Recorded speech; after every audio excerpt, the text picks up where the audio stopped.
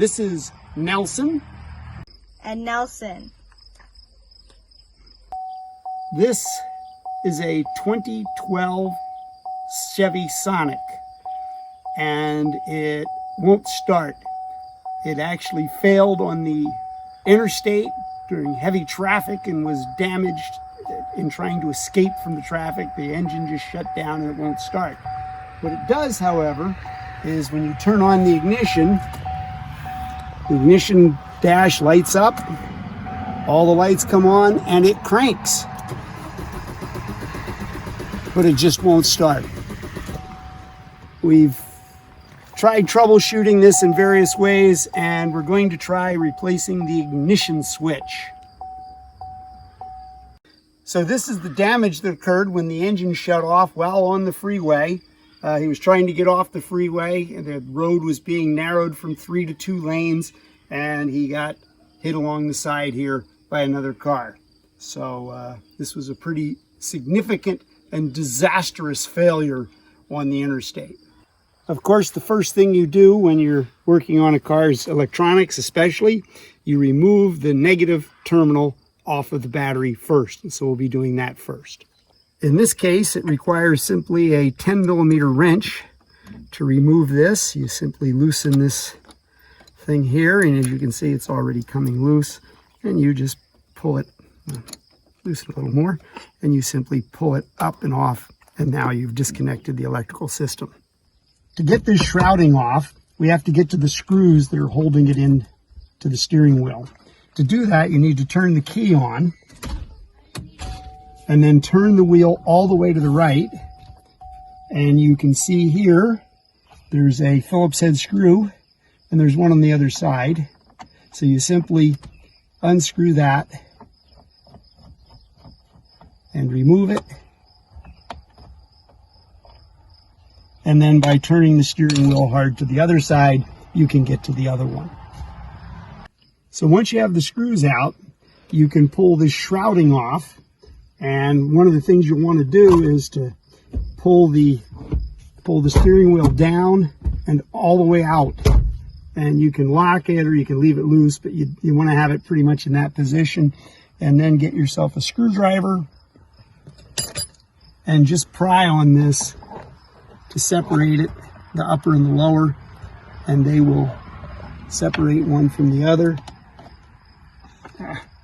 Maybe it'd be easier to start on this side.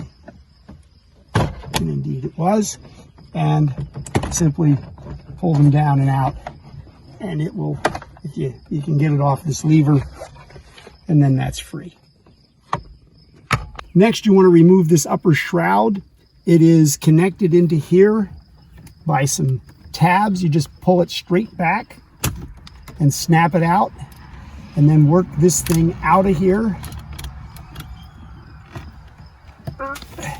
out of the way, and then you can lift this thing up and work it off of the wiper arm, and it's out. See, now we can see the ignition switch, and the ignition module all is exposed. This is what the new ignition switch looks like, and we can see it back here. So we need to take this guy off of here. Unfortunately, they decided to design this so that it requires a T20 star wrench, and this one is placed in such a place that you can't get the kind with the on the sockets into it. So I'll show you how I created this by pounding it out of the socket. To get the star bit out of the socket, you simply put it into a vise, make sure it's open enough so that this part is loose, stick a punch in the back end of it, and hammer on it.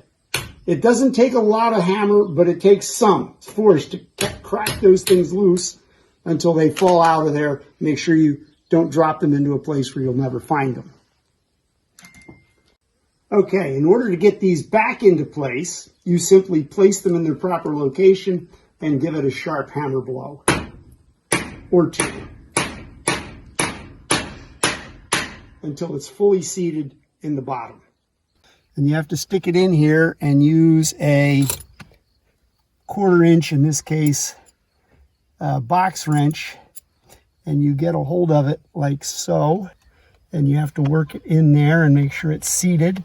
And then once you've got it seated, they're not real tight, it's just that it's very awkward, and they seem to have designed it to make it so that it's as hard as possible to get to these and turn them out.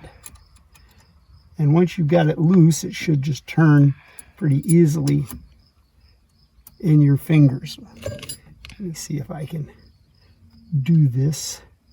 Of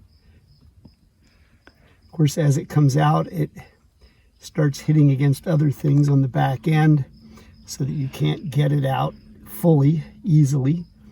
But you can now get your fingers on it and pull it out. So you can see how that works. The other one is a lot easier to access. It's down over here. You can see where they are by looking at the new one.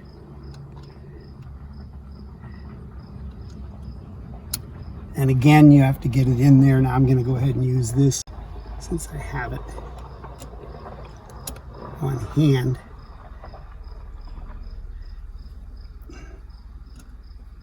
Once you have the other one out, or at least loose enough to pull it off, the whole assembly will fall out.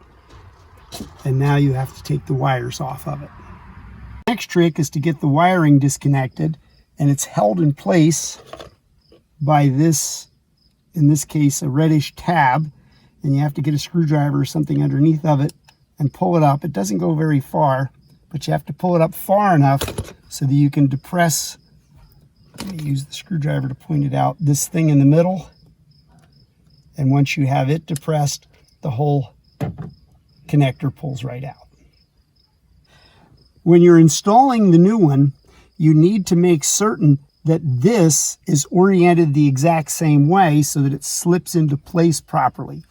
It's got a little slot in here that has to fit over a slot that's on the back of the keyway. So you need to make sure that's positioned properly, and then this thing will seat and slip into place and sit right down in. As you can see, you have to replace the screws the same way you took them out, and then reconnect the wiring. Make sure you push this little catch up on it once you get it in place, and then you're able to test the system out as it is before you put everything back together. Putting the screws back in can be a little difficult, but if you position the screw right on top of the star bit, you can simply use the star bit to push it into place. And then you can get it started by cranking it with your fingers and then tighten it up. Not too tight, but tighten it up with the wrench. This is a 1/4 inch box wrench that I'm using on this. Once you have the battery wire back on and this assembly all put together, you can test out the system, which I can do now.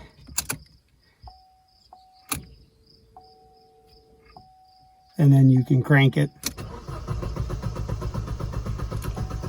Unfortunately, in our case, it did not fix the problem, but we figured for a $25 part, it would be worthwhile giving it a shot. Reassembly is just the reverse of everything we took apart, so you just put it all back together the way it was, and away you go.